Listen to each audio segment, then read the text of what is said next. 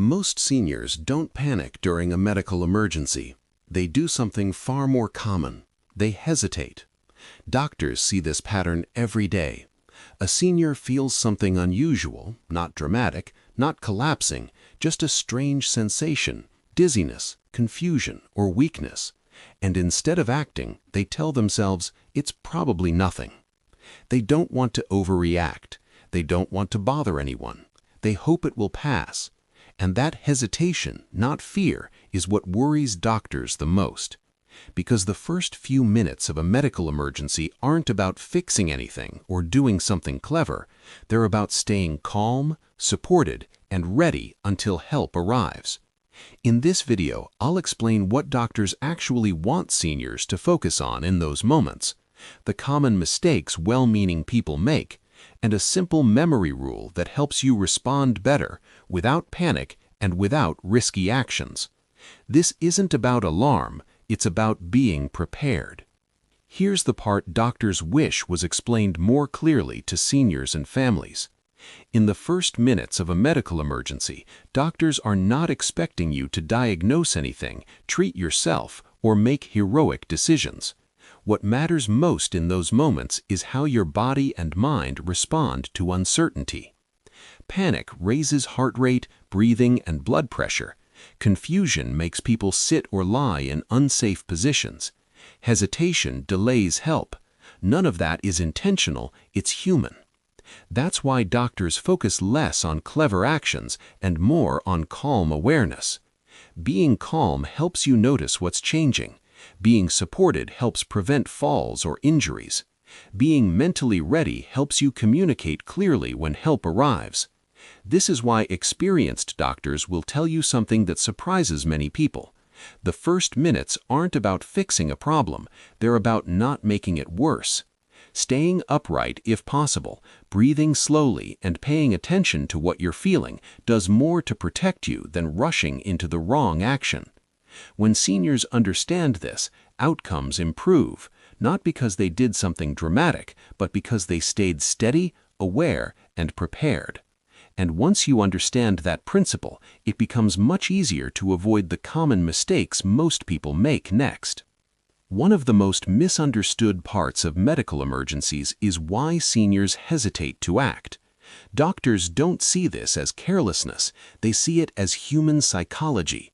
Many seniors have spent a lifetime being responsible, independent, and composed, so when something feels off, the instinct is often to minimize it. They don't want to overreact, they don't want to bother anyone, they don't want to feel embarrassed if it turns out to be nothing. Some tell themselves they just need to sit for a moment. Others wait to see if the feeling passes. A few worry that calling for help too soon will cause unnecessary trouble. Doctors understand this mindset, but they also see the consequences. Delays often don't happen because symptoms are ignored. They happen because symptoms are rationalized. What's difficult is that medical emergencies rarely announce themselves clearly. Early signs are often subtle, unfamiliar, and easy to explain away. That's why doctors say timing matters more than certainty. Acting calmly and early doesn't mean you're panicking. It means you're giving yourself the best chance to stay safe. And once you understand that pattern, it becomes much easier to avoid the quiet mistakes that often follow. When doctors review emergency cases, they often notice the same early mistakes, not because people did anything reckless, but because they did what felt natural in the moment. The first mistake is lying flat too quickly. When someone feels unwell, the instinct is often to lie down, but doing so without support or guidance can increase confusion, raise fall risk, and make it harder to communicate clearly if symptoms change. The second mistake is ignoring unusual sensations. People often wait for something dramatic to happen, but early warning signs are rarely dramatic. Subtle changes, weakness, confusion, dizziness, or feeling not quite right are often dismissed because they don't match what people expect an emergency to feel like. The third mistake is waiting too long before reaching out for help. This delay usually isn't caused by fear, it's caused by hope. the hope that symptoms will pass or that rest will make things better. Unfortunately, waiting is what doctors say causes the most harm.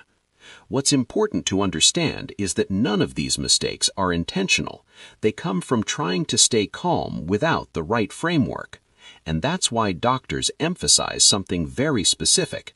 The goal in the first moments isn't to diagnose or treat anything.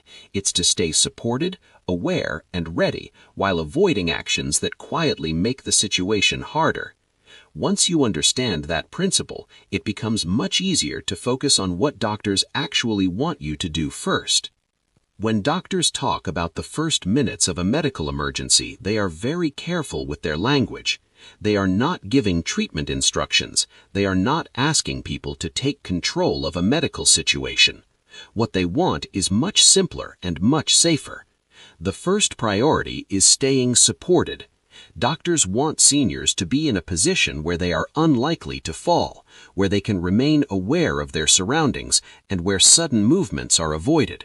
This alone prevents many secondary injuries. The second priority is slowing the body down. Calm, steady breathing helps reduce stress on the body and keeps thinking clear. When breathing slows, heart rate often follows, and confusion is less likely to spiral. The third priority is paying attention without overanalyzing. Doctors want people to notice what feels different, not to label it or diagnose it.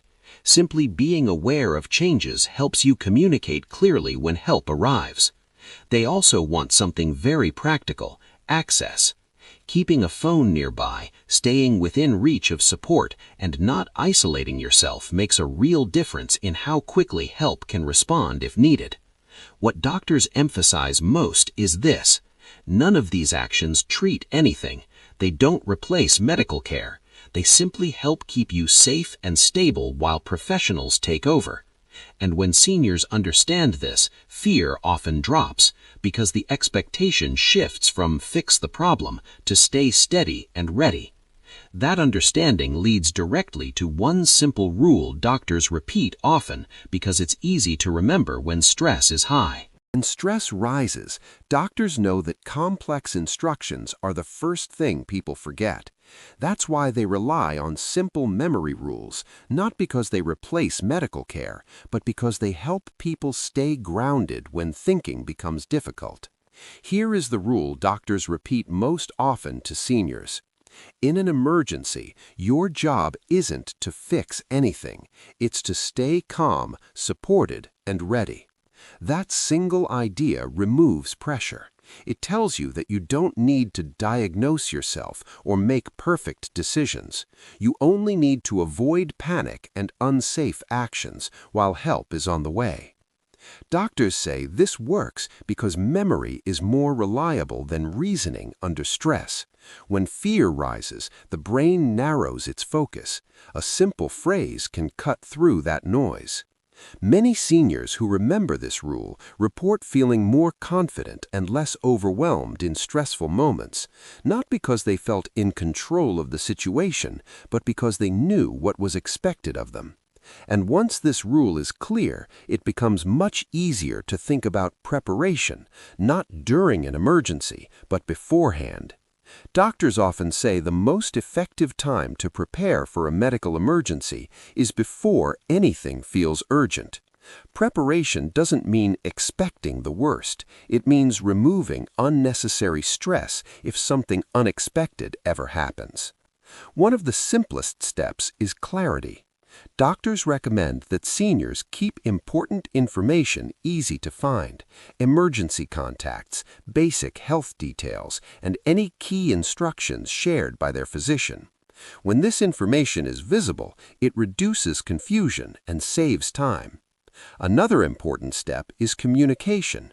Talking with family members or caregivers ahead of time about how you prefer to handle emergencies can make difficult moments much calmer. This isn't about creating fear, it's about shared understanding.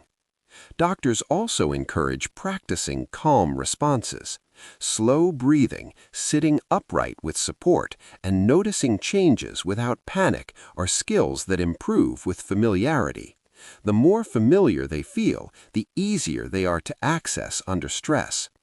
Finally, doctors emphasize awareness of your normal state. Knowing what feels typical for you makes it easier to recognize when something truly feels different. Preparation doesn't prevent emergencies, but it does reduce hesitation, confusion, and fear. And when seniors feel prepared, they're more likely to respond calmly and clearly, which helps everyone involved. All of this leads to the final message doctors want seniors to hear. If there's one thing doctors hope seniors take away from this, it's this. You don't need to panic. You don't need to diagnose yourself. You don't need to do anything dramatic. You just need to stay calm, supported, and ready, and let professionals do their job. This channel exists for seniors who want to stay informed, prepared, and independent, not fearful and not overwhelmed. If this video helped you understand what doctors actually focus on in those first moments, consider subscribing so you don't miss future guidance designed specifically for seniors and families. And if you know someone who might benefit from hearing this, sharing it could help them feel more confident too. Preparation isn't about expecting emergencies. It's about knowing what to do if one ever happens. And that knowledge can make all the difference.